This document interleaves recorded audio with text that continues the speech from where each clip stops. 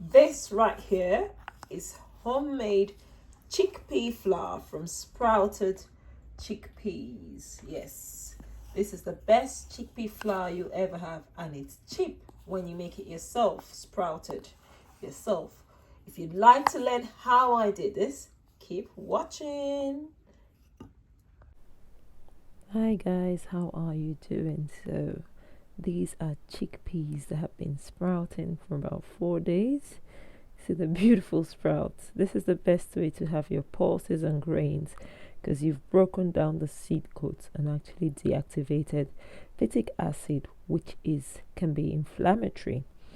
And these pulses are really healthy, but because of phytic acid, they become inflammatory. So sprouting is so good. Currently starting dehydration.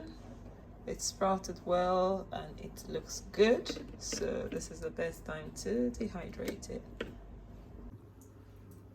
These chickpeas have been dehydrating for a good while now. They're quite crunchy, but they're not fully dry. So there are two things you can do. At this point, you can separate the skin, but I'm not going to bother. The skin is fiber. We need the fiber.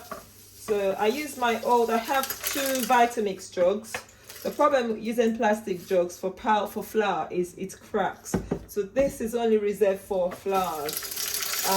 Thankfully, one of the benefits of having a Vitamix is that if you break it, you can get free replacement if it's within the warranty period. I'm not asking you to go break your Vitamix. This one cracked just randomly. I had to glue it. I won't recommend that, but that's the only way I can use it for flour.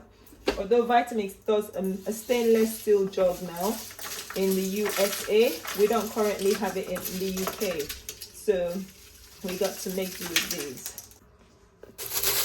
Once again, that's what it looks like. See how crunchy it feels? It's nearly fully dehydrated, so let's blend it. Look how nice and smooth this looks. And this is what we're sieving out, and we will blend again, but we'll just sieve this for now.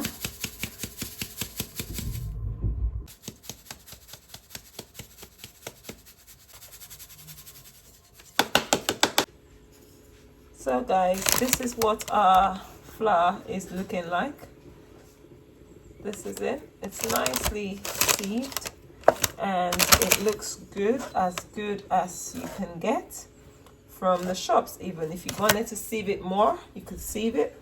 And this is the fiber, the skin, and I can use this for breadcrumbs and gluten-free baking as well, to give a crunch to your bakes. So this is it.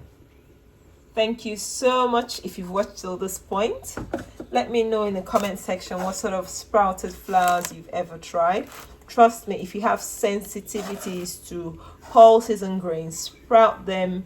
The flours are a lot better, and buying this in the shop is going to be so expensive that it's a lot better making it yourself. Okay, organic sprouted flour are the best.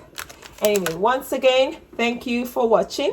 Have a lovely day. Bye bye.